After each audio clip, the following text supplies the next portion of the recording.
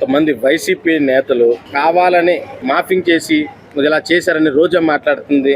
దాని మీద మీరేమంటారు? కావాలని రోజా మాట్లాడడానికి ఒక మనిషి ప్రాణం తీసుకోరుగా. ఇప్పుడు స్పాట్ లో మనిషి చచ్చిపోయినా కూడా కావాలని ఎలా చేస్తారు? అసలు దానికి కళ్ళుండి మాట్లాడుతున్నా, కళ్ళు లేకుండా మాట్లాడుతున్నా? దానికి బుద్ధి జ్ఞానం శాంతం చిప్పుపోయింది. దానికి పోయి అది ఏం మాట్లాడుతుందో దానికి అర్థం కావట్లేదు. బాగా వైసీపీ అధికారంలో ఉన్నంత కాలము డబ్బులు విచ్చలవిడిగా దోసుకొని పేద ప్రజల సొమ్ము పందికొక్కలా తిని అడ్డంగా బలిసి వాళ్ళ రోజున ఒక మనిషి ప్రాణం పోయినా సరే మానవత్వం లేకుండా నీచంగా మాట్లాడే ఆ నీచాతి కుక్కని చెప్పు తీసుకొని ఆంధ్ర రాష్ట్ర ప్రజలు ఇంకా కొడతారనమాట. కారు కింద చేశారు అది అని మాట్లాడుతున్నారు. మాఫింగ్ చేసి చంద్రబాబు గారు, లోకేష్ గారు మాఫింగ్ చేయడానికి వీళ్ళకి లాగా నీచమైన రాజకీయం, కుళ్ళు రాజకీయం, మర్డర్ల రాజకీయము, మనుషుల ప్రాణాలు చెలగాటం పెట్టి ఆడే రాజకీయం, నీచమైన రాజకీయ నాయకుడు ఎవడైనా ఉన్నాయంటే అది వైసీపీ కార్యకర్తలని నిర్దాక్షిణ్యంగా ఆంధ్ర రాష్ట్ర ప్రజలందరూ చెప్తారు కూడా. అంటే ఇప్పుడు అంబటి రాంబాబు ఒక మాట అంటున్నారు. అంటే డ్రైవర్ గుద్దాడు కాబట్టి డ్రైవర్ మీద కేసు పెట్టాలి కానీ అందరి మీద జగన్ గారి మీద కావాలని కేసు బనాయిస్తున్నారు అది ఇదని మాట్లాడుతున్నారు. జగన్ గారి మీద కావాలని కేసు ఎందుకు పెడతారు?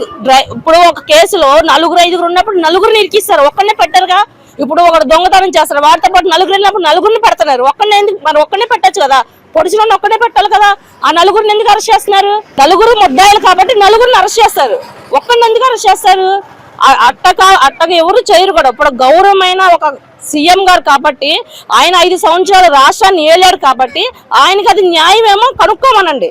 ఇప్పుడు ఆయన ఉన్నప్పుడు ఫ్లోరింగ్ కి 50 మందిని ఇచ్చారు, 50 మంది వరకు పర్మిషన్ ఉండాలి.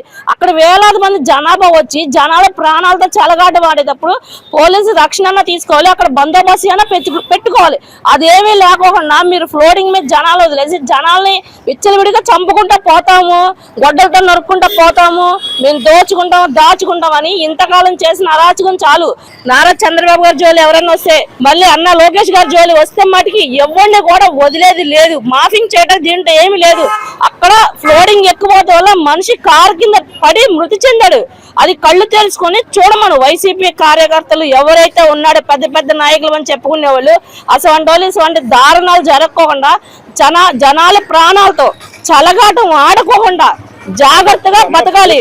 జగన్మోహన్ రెడ్డికి కొంచెం చెప్పారంట ఇలాగా యాక్సిడెంట్ కార్ కింద పడ్డాడంటే ఆయన పరామర్శించకపోవడం కరెక్టేనంటారు.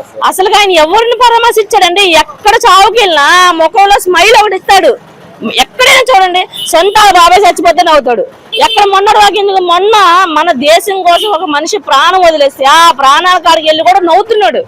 అసలు ఎవరికైనా నవ్వు వచ్చింది ఆ సిచ్యువేషన్. ఇప్పుడు పవన్ కళ్యాణ్ గారు వెళ్ళారు, లోకేష్ గారు వెళ్ళారు, వీళ్ళిద్దరు మొహం చూడండి, ఈయన మొహం చూడండి. ఆయనకి అసలు ఎందుకు నవ్వు వస్తుందో లేకపోతే ఆయనది అసలు నేనే ఇంకా ఎక్కడ ఎవడెట్టా పోయినా సరే నాకు కుర్చీ కావాలి, ముందర సీటు కావాలి, అధికారం కావాలి, అదే టార్గెట్ లో ఉంటారు వాళ్ళు. ఇక వేరే టార్గెట్ ఏం లేదు వాళ్ళ జీవితానికి. అది అంటే ఇప్పుడు ఇది నిజంగా మీరు వీడియో చూసే ఉంటారు కదా, అది మీకు ఎలా అనిపించింది? వీడియో చూసిన ప్రతి ఒక్కరికి కూడా బాధ అనిపిస్తుంది. ఇవాళ రోజు నా వీడియో చూసిన ప్రతి ఒక్కరికి కూడా ఆ మనిషి ప్రాణం పోయినప్పుడు ఎవరు కూడా ఆ వీడియోని చూసి సమర్థించాడంటే అది అంతకంటే పాపం, అంతకంటే దుర్మార్గం ఇంకోటి ఉండదు. అంటే వైసీపీ అంటున్నారు ఆటోలు తీసుకెళ్లారా, అంబులెన్స్ లో అప్పుడు దాకా ఎందుకు ఉంచారు, అది ఇది అని వాళ్ళు మాట్లాడుతున్నారు. దాని మీద అసలు ఆటోలో తీసుకెళ్తే అంబులెన్స్ లో తీసుకెళ్తే సీఎం గారు దిగి ఆయన కార్ లో తీసుకెళ్లొచ్చు కదా. ఎంపండి ఆయన కార్లో వెళ్తే అసలు లేట్ ఉండదు కదా, వాళ్ళు తీసుకెళ్లాల్సిన అవసరం ఏముంటది? ఒక మనిషి ప్రాణం కంటే సీఎం ప్రాణాలు ఎవరు తీసారు కదా. అక్కడ ఆయనకి భద్రత ఉంటుంది, ఆయన బాడీ గార్డులు వీళ్ళందరూ ఉంటారు, అక్కడ పోలీసు వాళ్ళు ఉంటారు, ఒక రక్షణ అనేది ఉంటది. ఇప్పుడు అందరి కుటుంబాలని రక్షిస్తానికే వెళ్తుంది ఆయన, ఊరికి వెళ్తలేదు ఆయన. చూసారు కదండి, మరి ఈ వీడియో కనుక మీకు నచ్చినట్లయితే ఒక లైక్ కొట్టేసి మీ అభిప్రాయాన్ని కూడా కామెంట్ బాక్స్ లో తెలియజేస్తూ ఇలాంటి ఇంట్రెస్టింగ్ అప్డేట్స్ కోసం మా ఛానల్ ని సబ్స్క్రైబ్ చేసుకోండి.